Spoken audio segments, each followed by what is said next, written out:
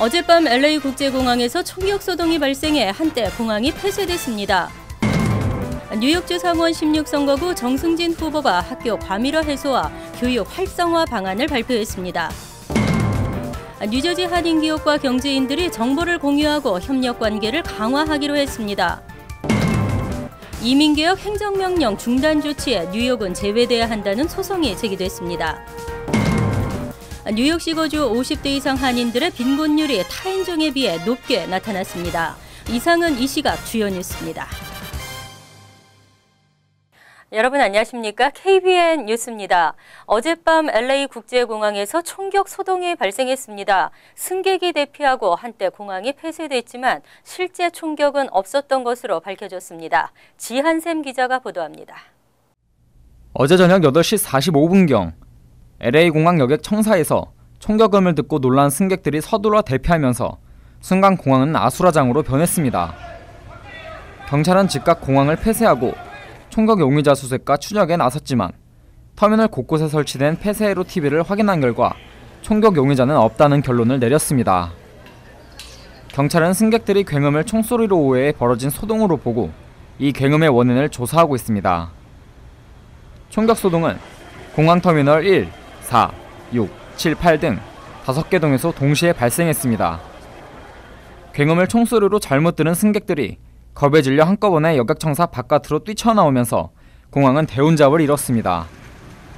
총격 신고를 받은 경찰은 즉시 지휘통제소를 차리고 공항을 폐쇄해 외부 차량의 유입을 통제했고 연방항공청은 활주로로 대피하는 승객들을 발견한 직후인 오후 9시부터 30분간 모든 여객기에 이착륙을 금지했습니다. 공항 터미널을 돌며 수색에 나선 경찰은 실제 총격이 벌어지지 않았고 이로 인해 다친 사람도 없다고 확인했습니다.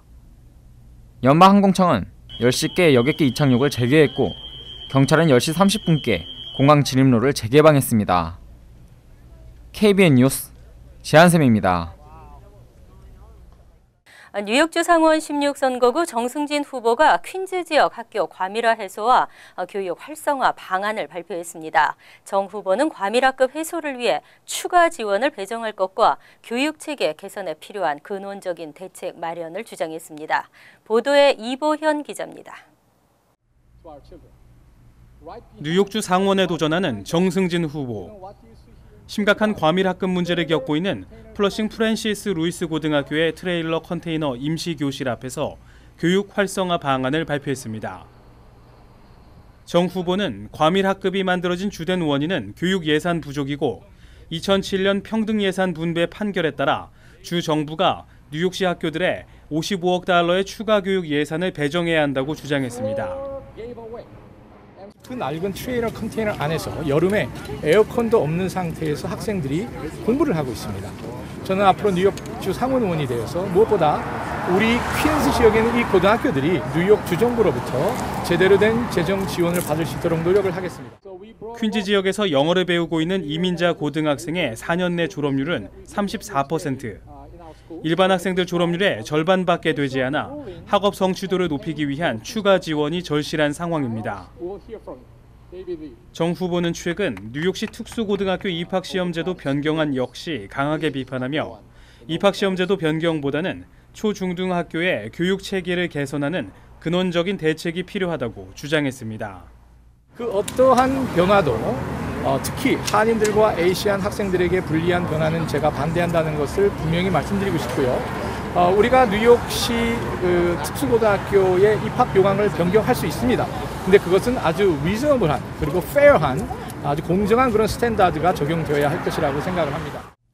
정승진 후보는 스타비스키 의원이 최근 언론에 보도된 50만 달러의 세금을 전용한 플라자 칼리지로부터 정치 자금을 받아온 점을 지적하며 제대로 된 시설에서 교육받지 못하는 학생들에게 무관심한 스타비스키 의원을 비판했습니다. KBN 뉴스 이보현입니다. 뉴저지 한인기업과 경제인들이 정보를 공유하고 협력 관계를 강화합니다. 뉴저지 경제인협회가 다음 달 열리는 갈라 행사에 기업과 단체들을 초청하면서 자리를 마련했는데요. 좋은 성과가 기대됩니다. 이보현 기자의 보도입니다. 뉴저지에 진출해 있는 한국 기업과 한국 정부 관계자, 그리고 한인 경제인들이 한자리에 모여 각자의 역할과 관계에 대해 함께 논의하는 자리가 마련됩니다. 뉴저지 경제인협회는 오늘 기자간담회를 열고 뉴저지 경제인협회 갈라 행사에 회원사 외에 한국 기업과 정부 관계자들을 초청했다고 밝혔습니다. 9월 23일 저녁 뉴저지 더블트리 호텔에서 열리는 뉴저지 경제인협회 갈라에는 뉴저지 과다노킴 부주지사가 키노트 스피커로 참석해 한인과 한국 기업에 대한 주 정부의 관심을 밝힐 예정입니다. 경제인협회는 한인 경제인들의 만남이 일회성 이벤트에 그치지 않고 서로 협력 관계로 지속될 수 있도록 노력하겠다고 밝혔습니다. 이런 부분에 같이 우리가 고민하는 자리가 될 걸로 보고, 그래서 그걸 시발점으로 우리 뉴저지 경제와 한인 경제계와 그리고 뉴저지 주정부가 하나가 돼서 같이 꾸려나갈 수 있는, 소통하면서 서로 도와서 뉴저지 경제에 도움이 되는 그런 한인들의 역할을 해내고자 합니다. 코트라도 경제인협회의 제안에 적극 협조하고 나섰습니다. 이번 갈라는 주정부와 미국 현지 경제단체가 많이 참여하는 만큼 한국 기업들에게도 좋은 기회가 될 것으로 보인다며 한국 기업의 참여를 독려할 것이라고 밝혔습니다. 어쨌든 뉴저지 버긴 카운티에 있는 사무실을 갖고 있는 우리 기업 입장에서는 굉장히 좋은 기회가 되고, 앞으로 주정부 조달 시장이 됐던 아니면 이쪽 현지에서 마케팅 활동을 전개해 나가는 데 있어서 좋은 기회가 되지 않을까 해서 우리 기업들도 되도록 많이 참여할 수 있도록 노력하려고 하고 있습니다. 뉴저지 경제인협회는 오늘 간담회를 통해 협회가 앞으로 뉴저지 한인 경제인들을 위한 대변인과 소통 창구로서 역할을 충실히 수행하기 위해 최선의 노력을 하겠다고 밝혔습니다. KBN 뉴스 이보현입니다. 추방류의 자격이 되는데도 이민개혁 행정명령 중단 조치로 인해 불이익을 받았다며 소송이 제기됐습니다. 이민개혁 행정명령 중단 조치는 텍사스를 비롯한 26개 주에만 국한돼야 한다는 주장입니다. 앤드류 헤이넌 판사의 이민개혁 행정명령 시행 중단 가처분 조치는 당초 소송을 제기했던 텍사스 등 26개 주에만 적용돼야 한다는 소송이 제기됐습니다. 텍사스 등 26개 주 정부 연합이 이민개혁 행정명령에 대해 위헌 소송을 제기하고 2015년 2월 텍사스주 브라운스빌 연방법원의 앤드류 헤이넌 판사가 시행 중지 가처분 결정을 내린 바 있습니다. 25일 뉴욕 연방법원에 소장을 접수한 불체 신분인 마탈라 비달은 자신은 뉴욕주에 거주하고 있으며 뉴욕주는 행정명령 시행 중단 소송에 참여하지 않아 오바마 대통령의 추방유예 행정명령에 따라 추방유예를 받을 수 있도록 해야 한다고 주장했습니다. 이들 26개 주를 제외한 나머지 24개 주에는 적용될 수 없다는 것입니다. 앤드류 헤이넌 판사의 가처분 결정을 26개 주로 제한하거나 헤이넌 판사의 가처분 결정을 인정한 제5 항소법원 관할 지역으로 제한하는 것이 합당하다는 주장입니다. 한편 오바마 대통령의 불체자 추가 구제 정책은 실제 시행이 무기한 연기되고 있는 상황입니다. 뉴욕시 거주 50대 이상 한인들의 빈곤율이 타인종에 비해 높게 나타났습니다. 정부 보조를 가장 적게 받고 소셜 시큐리티 연금을 가장 많이 받는 일본계에 비해 한인들의 무보험률, 빈곤율은 현저하게 높았습니다. 아시안 아메리칸 연맹이 최근 연방 센서스 자료를 바탕으로 뉴욕시 아태계 노인들의 소득 수준, 언어 능력, 교육 수준 등에 대한 현황 보고서를 발표했습니다.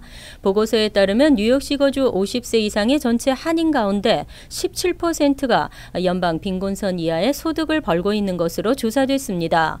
여기에 빈곤층까지는 아니지만 충분치 못한 소득으로 저소득층으로 분류된 한인은 22%로 집계돼 이들까지 합하면 전체 39%가 경제적으로 어려움을 겪고 있는 것으로 나타났습니다. 이는 필리핀계 20%, 일본계 25%, 인도계 33%보다 높은 수치입니다.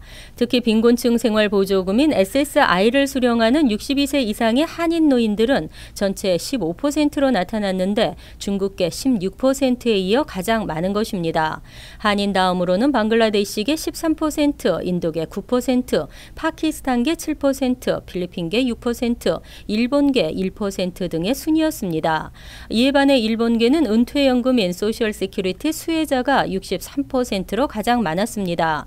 한편 보고서는 오바마 케어 시행 이전인 2014년 50세 이상 한인 노인들의 무보험률은 25%로 아택의 전체 중 1위를 기록했습니다.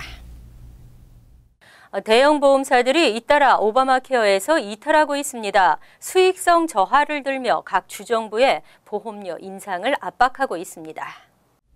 테네시 주정부가 62%에 달하는 오바마 케어 보험료 인상을 발표했습니다. 주정부 건보 거래소를 통해 오바마 케어 건보 상품을 판매하는 세계 보험사의 요구를 수용한 것으로 회사별로 44에서 62%까지 보험료가 오르게 됐습니다. 메릴랜드주도 내년 보험료 인상을 예고했습니다. 옥스퍼드가 평균 32.3%의 보험료 인상을 요청하면서 뉴저지주에서도 큰 폭으로 보험료가 오를 전망입니다. 오바마 케어 분석가인 찰스 가버에 따르면 이미 내년 보험료 인상을 승인한 9개 주의 평균 인상률은 27.6%에 달합니다. 이처럼 보험사들의 보험료 대폭 인상 요구를 주정부들이 받아들일 수밖에 없는 것은 대형 보험사들의 오바마 케어 이탈이 계속되고 있기 때문입니다. 하지만 연방정부는 우려하는 바와 같이 개인 가입자들의 부담은 커지지 않을 것이라는 입장을 밝혔습니다. 연방보건복지부는 24일 발표한 보고서를 통해 내년에 보험료가 25% 인상된다고 할 때 가입자의 78%는 건강보험을 월 $100 이하에 구입할 수 있고 연소득이 연방 빈곤선 400% 이하인 개인 및 가정은 정부 보조를 받을 수 있다고 밝혔습니다. 경기 침체와 더불어 전국적으로 주택 압류는 심각합니다. 하지만 특히 한인 주택 소유주들의 주택 차압 비율이 월등히 높은 것으로 나타났습니다. 버겐 카운티 셰리프국에 따르면 지난 26일 기준 압류로 인해 경매 매물로 나온 주택 총 1,091채 중 약 156채가 한인 소유로 집계됐습니다. 버겐 카운티 내 한인 인구 비율이 약 7%에 이르는 점을 감안하면 한인 소유 압류 주택은 15%에 해당합니다. 전체 압류 주택 중 한인 소유 비율이 월등히 높게 나타났습니다. 타운별로는 24채가 압류 주택 매물로 나온 포트리, 이어 팰리세이즈 파기 23채로 가장 많았습니다. 펠팍은 전체 압류주택 26채 중 88%가 한인 소유였고 포트리도 47채 중 절반 이상이 한인 소유로 집계됐습니다. 클로스터는 타운 내 압류주택 15채가 한인 소유로 주사돼 역시 클로스터도 한인 소유 압류주택이 많은 지역으로 꼽혔습니다. 이외 리치필드 9채, 리오니아 8채, 테너플라이 7채, 놀스베일 6채 등으로 조사됐습니다. 이러한 현상에 대해 부동산 업계는 전반적인 불황 탓이 크다며 타민족 부동산에 비해 한인 부동산 시장의 회복세가 더디다고 분석했습니다. 경제적 어려움으로 인해 주택을 애써 지키기보다는 오히려 모기지를 내지 않고 버틸 때까지 버티는 사례가 늘어난 것도 압류주택 증가의 원인으로 꼽혔습니다. 우버 등 차량 공유 택시들의 교통사고가 급증하고 있습니다. 업계가 갑자기 성장하면서 운전 미숙자들이 뛰어들었고 운전 중 수시로 스마트폰을 확인해야 하기 때문에 위험 요소가 크다는 지적입니다. 우버와 리프트 등 차량 공유 택시 연로 교통사고는 지난 6월 한 달간 1,672건으로 나타났습니다. 이는 지난 2014년 7월 534건과 비교해 3배 가까이 늘었습니다. 올해에만 총 9,062건의 사고가 발생했고 이는 지난해 4,273건과 비교해 배 이상 늘어난 것입니다. 특히 지난 5월과 6월 2달 동안 차량 공유 택시 교통사고로 인한 사망자는 6명으로 집계됐는데 2015년 1년 동안의 사망자는 4명이었습니다. 이와는 대조적으로 옐로캡에 의한 교통사고 사망자는 단 1명도 없었습니다. 옐로캡 교통사고는 2014년 7월 1,168건에서 2015년 7월 1,118건으로 올해 6월에는 1,054건으로 줄어들고 있는 추세입니다. 이처럼 최근 차량 공유 택시 교통사고가 급증한 이유는 유사 서비스가 우후죽순으로 늘어나면서 상대적으로 운전 경험이 없는 운전자들이 업계에 뛰어들었고 또 옐로캡에 비해 상대적으로 통제할 수 있는 방법이 적기 때문으로 분석됐습니다. 대형 트럭들이 엄청난 속도로 주행하면서 소형차를 위협하는 경우가 많고 이는 사고로 이어지고 있는데요. 교통국이 대형 차량 교통사고를 줄이기 위한 방안을 추진하고 있습니다. 도로교통안전국과 연방자동차운송안전국은 26일 약 11.7톤 이상인 신형 차량에 한해 고속도로 제한속도를 낮추는 방안을 내놨습니다. 그동안 대형 차량의 속도 제한을 둘러싼 논란은 계속돼 왔습니다. 교통당국은 시속 60마일, 65마일, 68마일 등으로 대형 차량의 제한속도를 낮추는 3가지 안을 제시했습니다. 하지만 오래된 대형 차량에는 제한속도 규제 강화 방침을 적용하지 않기로 했습니다. 1990년 이후 만들어진 대형 차량에 제한속도 기술 적용을 하려면 일부 차량은 엔진을 교체해야 하는 등 개조 비용이 너무 많이 들고 1990년 이전에 나온 대형 차량엔 기술 적용을 할 수조차 없기 때문입니다. 교통당국은 제한속도 규제가 적용되면 인명피해를 내는 대형 차량 교통사고가 매년 1115건 줄어들 것으로 기대하고 있습니다.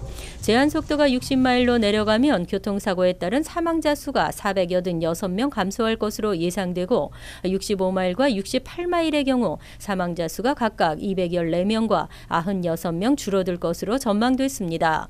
하지만 대형 차량 운송 관련 단체들은 도로에서 빠르게 달리는 소형차들이 느려진 대형 차량의 속도에 맞추려는 과정에서 사고가 더 자주 날 수 있다며 반대하고 있습니다.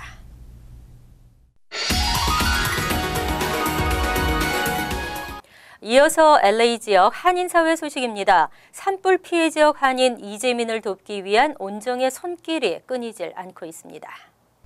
한인 약사회와 미주 3.1 여성동지회, 한미 여성회 등 한인단체들은 오늘 LA 한인회에서 기금 전달식을 갖고 피해 지역 복구에 쓰일 성금 약 7,000달러를 한인회 측에 전달했습니다. 특히 오픈뱅크는 한인은행들 중 2번째로 $10,000의 거액을 쾌척했습니다.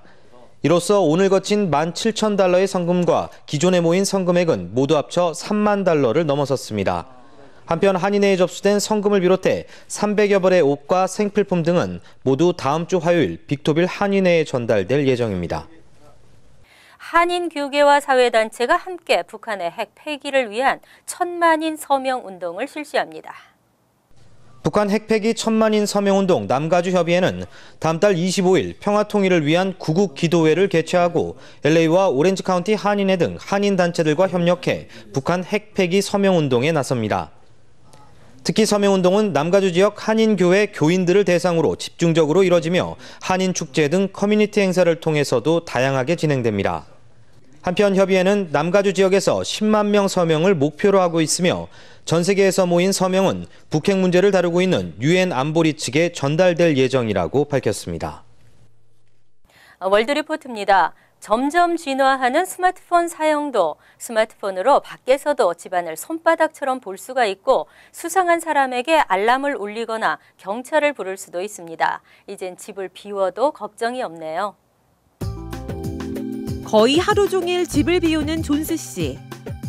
빈집에 도둑이 들까 늘 불안했지만 최근엔 멀리 떨어져 있어도 안심할 수 있습니다. 집안을 손바닥처럼 볼 수 있기 때문입니다. 먼저 현관문에 부착하는 벨입니다.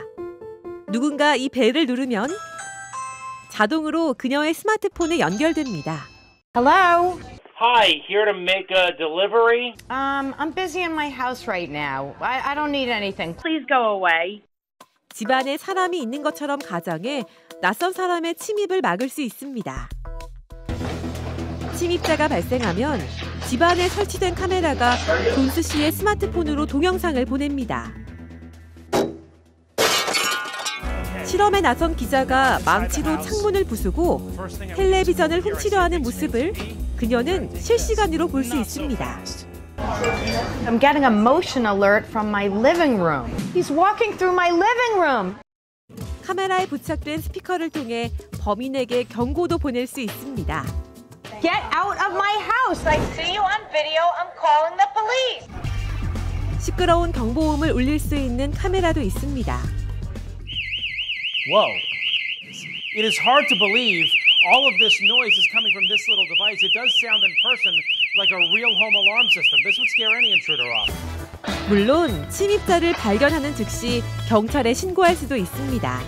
It'll even connect me directly to the police if I press this button. 이런 보안 카메라는 한 대에 20만 원 안팎. 스마트폰에서 사용하는 앱은 무료입니다. 방범업체를 이용하는 것보다 훨씬 저렴할 뿐 아니라 어린아이가 사는 집에서도 활용할 수 있어 소비자들의 관심이 갈수록 높아지고 있습니다. 간추린 소식입니다. 세계 태권도 연합기구가 공식 출범했습니다. 태권도 연합기구는 지난 25, 26 양일간 뉴저지 크라운 플라자 호텔에서 이사회를 열고 임원진을 선출했습니다. 문대원 씨가 초대 회장에 선출됐고 사무총장에는 유인철 씨가 선임됐습니다. 문 신임 회장은 8천여만 명의 세계 태권도 가족이 형성되고 있는 지금 태권도의 정당한 철학과 시대적 요구에 걸맞는 새로운 가치관 확립을 위해 일하겠다고 밝혔습니다. 국세청 직원을 사칭해 납세자들에게 돈을 뜯어내려는 사기가 급증하고 있습니다. 연방재무부 감사관실은 IRS 사칭 피해 신고 전화를 개설한 이후 총 9만여 건의 사기 피해 신고 전화가 접수됐으며 이에 대한 조사 결과 실제로 1,100명 이상이 총 500만여 달러의 피해를 입은 것으로 집계됐다고 밝혔습니다. 연방재무부와 국세청은 사기 피해에 대한 신고 한라인을 개설하고 각 지역 경찰과 연계해 수사를 벌이고 있습니다. 뉴욕시 선거관리위원회가 오는 9월 13일 실시되는 뉴욕주 상하원 예비선거에 도움을 줄 한국어 통역관을 모집합니다. 통역관은 선거일 당일 오전 5시 30분에서 오후 9시까지 근무하며 하루 일당은 $200입니다. 자격 요건은 18세 이상 뉴욕시 거주민으로 영어와 한국어를 말할 수 있어야 합니다. 지원을 원하는 사람은 시민참여센터 웹사이트에서 통역원 지원서 하단에 NY를 클릭해 신청할 수 있습니다. 뉴저지 한인회가 컴퓨터 교육 및 웹 디자인 무료 강좌를 실시하고 선착순 각각 15명과 20명을 모집합니다.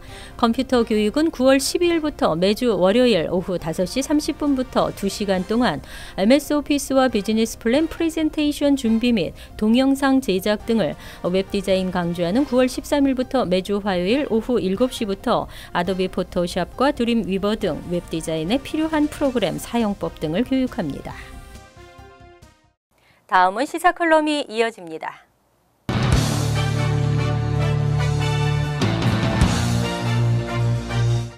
안녕하십니까. 적지 않은 분들이 특히 노령을 준비하는 분들께서 사회보장기금에 대한 질문을 하십니다. 사회보장기금이 곧 바닥이 나서 정작 본인이 수혜자가 되었을 때에는 사회보장 혜택을 받지 못할 것이라는 우려라고 생각이 됩니다. 정부에서는 사회보장 프로그램의 신탁기금의 신탁위원회를 재무장관, 노동부 장관, 보건 및 대민봉사국장, 사회보장국 커미셔너, 그리고 대통령이 임명하고 상원이 인준하는 2명의 위원 총 6명으로 구성해서 이 위원회가 사회보장 프로그램을 검토하고 보고하게끔 하고 있습니다. 2014년 보고서에 의하면 2034년에서 36년이 되면 기존 유보된 사회보장금은 바닥이 나고 당해 수입을 당해에 지출하는 Pay as you go financing, 즉 베네핏이 유보된 자금에서 지불되지 못하고 젊은 세대가 지불하는 세금으로 노인들을 바로 지급하게 된다고 하였습니다. 그러나 이러한 국면 전개를 미리 알고 대비하면 사회보장 서비스는 계속될 수 있다는 것도 아울러 보고하고 있습니다. 사회보장법이 제정된 1930년대 그 당시에 여성의 기대 연령은 62세, 남성은 58세였습니다. National Institute on Aging의 보고에 의하면 현재 기대 수명은 80을 기약하고 있습니다. 과거에는 5명이 한 사람의 노인을 부양함으로써 기금을 적립할 수가 있었지만 현재는 3명이 1명을 보호하지만 노인의 수명이 연장되면서 비용이 증가되고 따라서 기금을 적립할 수 있는 상황이 못 되고 있습니다. 2035년이 되면 2명이 1명을 부양해야 함으로써 어려움에 처하게 될 것을 예견하고 있는 것입니다. 이에 대한 대안으로 사회보장신탁위원회는 3가지의 방법들을 소개하고 있습니다. 첫째, 은퇴 연령의 상향 조정입니다.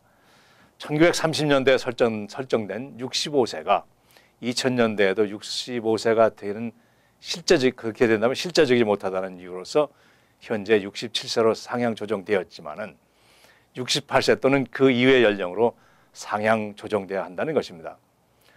둘째로 현재 소셜시큐리티 세금의 상한선인 11만 8,500불을 올려서 사회보장금을 더 확보하고 현재 FICA 텍스 12.4%를 14%로 상향 조정해서 기금을 확충해야 된다는 것.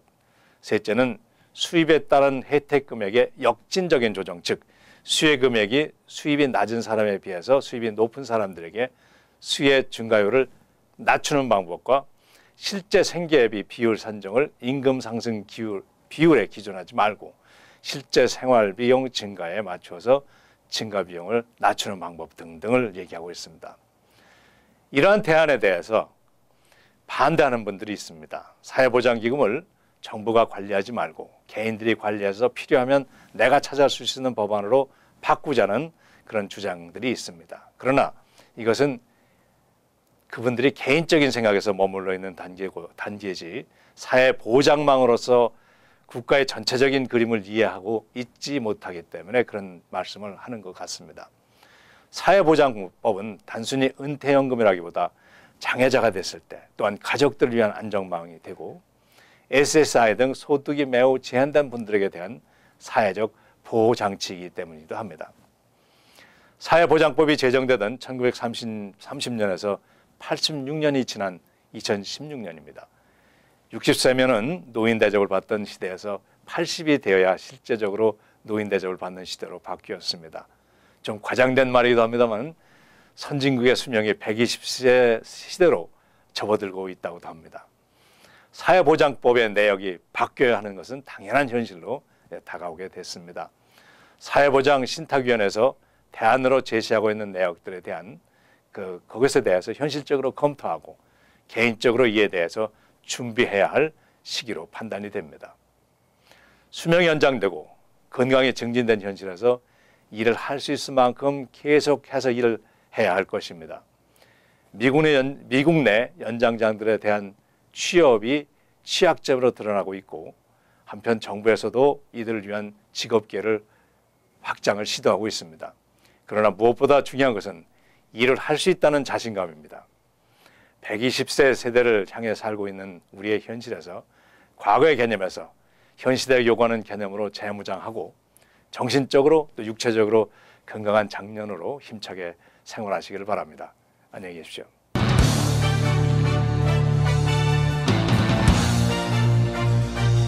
환율과 증권 소식입니다.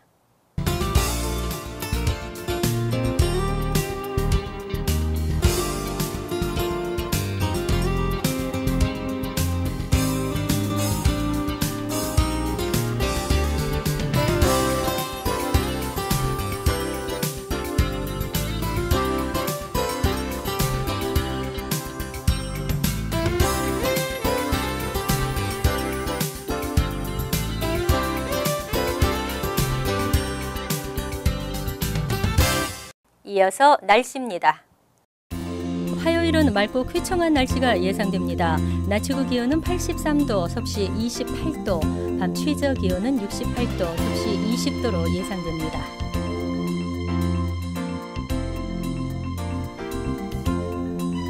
하지만 수요일은 다시 기온이 오르면서 간간히 흐리겠고 후덥지근하겠습니다. 목요일은 오전 중 지나가는 비가 내리겠고 시원한 날씨가 예상됩니다. 이상으로 KBN 뉴스를 마칩니다. KBN과 함께 즐거운 시간 되시기 바랍니다.